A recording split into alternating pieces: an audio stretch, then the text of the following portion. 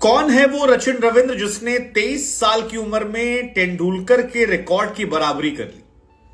कौन है वो रचिन रविंद्र जो धीरे धीरे वर्ल्ड कप 2023 की सबसे बड़ी सक्सेस स्टोरी बनते जा रहा है? कौन है वो रचिन रविंद्र जिसने सिर्फ सचिन तेंदुलकर का नाम नहीं लिया बल्कि उनके रिकॉर्ड्स पर भी धावा बोलना शुरू कर दिया है और वर्ल्ड कप के उनके दो बड़े रिकॉर्ड को आज अपने नाम कर लिया? ऑस्ट्रेलिया वर्सेस न्यूजीलैंड, कमाल का मैच, एक ऐसा मैच जिसने सारे नाखून खत्म करवा दिए लोगों के, क्योंकि लोग नाखून चबा रहे थे, इतना ज्यादा अच्छा मैच चल रहा था। इस मैच पर लोगों की सांसें टिकी हुई थी, लेकिन जब ऑस्ट्रेलिया ने 388 बनाए तो ये लगा कि मैच पूरा चला गया है ऑस्ट्रेलिया की तरफ और इस मैच में केवल फॉर्मेलिटीज बाकी है, क्योंकि 388 के बाद क्या होता, कुछ नहीं होता यार। इतने स्कोर तो कभी बने ही नहीं किसी वर्ल्ड कप मैच में।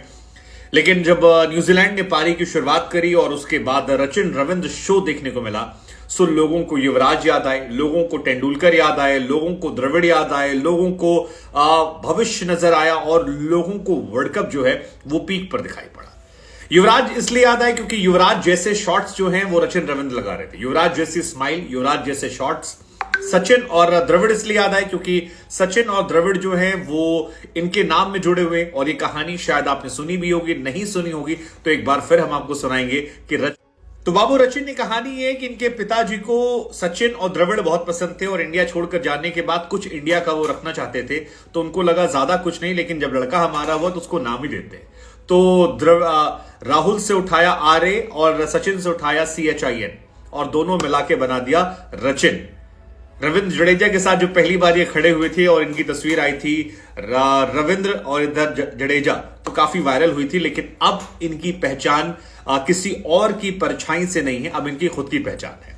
इस मैच में इन्होंने रिकॉर्ड जो बनाया वो ऐतिहासिक है, क्योंकि मास्टर ब्लास्टर सचिन तेंदुलकर दुनिया के इकलौते प्लेयर हैं जिन्होंने 23 साल की उम्र में वर्ल्ड कप में 2 शतक ठोका था, और दूसरा खिलाड़ी वर्ल्ड क्रिकेट में सिर्फ रचिन रविंद्र है।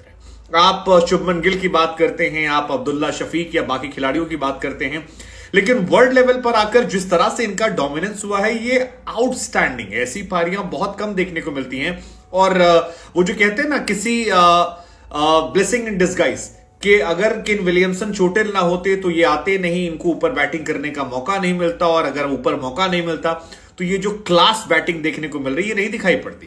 पहला मैच था, केन विलियमसन बाहर थे, इनको ऊपर प्रमोट कर दिया गया, 96 गेंद पर 123 रन ठोक दिए और बताया कि कितना दमखम ये रखते हैं, और जबरदस्त वहीं से दिखाई पड़ गया था। हालांकि उससे पहले भी जो आपके ट्रायल मैचेस हुए थे, ट्रायल मैचेस में रचिन रविंद्र ने दिखा दिया था कि पूत के पांव पालने में कैसे नजर आ रहे हैं, और वहां पर भी जब पाकिस्तानी गेंदबाजों की उन्होंने पिटाई की थी तो ये क्लियर हो गया था कि इस बंदे में बहुत दमखम है। लेकिन इंग्लैंड के सामने फर्स्ट मैच में शतक, वर्ल्ड कप डेब्यू में शतक, वो अपने आप में एक रिकॉर्ड। उसके बाद आज ऑस्ट्रेलिया के सामने जबरदस्त बल्लेबाजी, और इसी बल्लेबाजी के साथ इन्होंने एक रिकॉर्ड अपने नाम और कर दिया कि तेंदुलकर के बाद ये इकलौते खिलाड़ी हैं जिन्होंने 23 साल की उम्र में 400 प्लस रन वर्ल्ड कप में बनाए।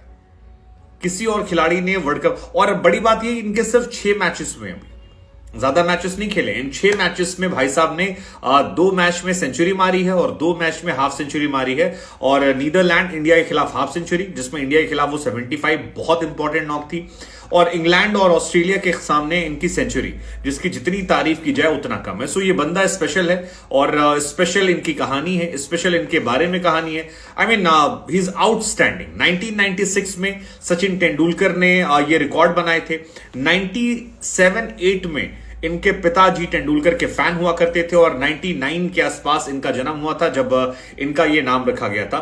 सो ये कहानी बड़ी इंस्पायरिंग है कि तेंदुलकर को देखकर जिन्होंने सीखा, मतलब इनके पिताजी ने जो सोचा वो रिकॉर्ड आज इन्होंने अपने पिता को समर्पित किया तेंदुलकर को लेकर। मुझे लगता है इस साल IPL में इन पर पैसों की भरमार होने वाली है, लोग इनके पीछे पागल होने वाले हैं, क्योंकि रिकॉर्ड्स और टैलेंट। इस पारी के साथ ही रचिन रविंद्र वर्ल्ड कप में टॉप 5 प्लेयर में भी आ गए हैं, क्योंकि क्विंटन डिकॉक फिलहाल टॉप पर हैं, डेविड वार्नर 2 पर हैं, मार्करम 3 पर हैं, विराट 4 पर हैं, और 5 नंबर पर ये आ गए हैं जो लगभग 350 रन बना चुके हैं। कमाल इनकी ये भी कहानी। लेकिन रचिन रविंद्र के बारे में अगर आपको जानना समझना है तो आपको थोड़ा पहले चलना पड़ेगा। जैसा कि हमने आपको बताया कि फादर जो थे वो इंस्पायर थे तेंदुलकर और द्रविड़ से, और उन्हीं से इंस्पायर होकर इनका नाम रखा गया।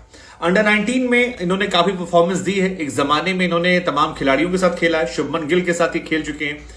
इनकी फैमिली जो है वो बैंगलोर में रहा करती थी, कर्नाटक के बैंगलोर में, और पिता जो हैं रविंद्र कृष्णमूर्ति जी, वो 90s में बैंगलोर से न्यूजीलैंड शिफ्ट हुए थे, सॉफ्टवेयर सिस्टम आर्किटेक्ट वहां पर हैं, और जब वहां पर गए तो क्रिकेट जो था वो इनके अंदर से नहीं गया। फादर भी एक जमाने में क्रिकेटर बनना चाहते थे, लेकिन क्रिकेटर नहीं बन पाए। तो जब 1999 में इनका जन्म हुआ तो अपने क्रिकेट के सपने को यहां पर इन्होंने अपने बेटे पर डाल दिया। जैसा कि हमने आपको बताया कि 96 में ही तेंदुलकर ने 400 प्लस वाला रिकॉर्ड बनाया था, द्रविड़ उस टाइम छाए हुए थे। सो वहीं से इन्होंने नाम उठाया और अपने बेटे को लेकर ये नाम जो है ये लगा दिया।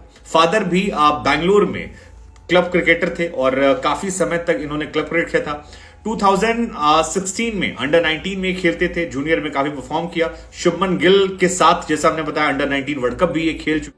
और बड़ी बात यह कि रचिन की अभी तक हमने सिर्फ बैटिंग देखी है, बॉलिंग नहीं देखी है। रचिन ने अंडर 19 में बॉलिंग में भी बहुत इंप्रेस किया है, और टेस्ट क्रिकेट में जब इन्हें लाया गया था तो ये एज अ बॉलर भी, प्रॉपर बॉलर भी ये हैं।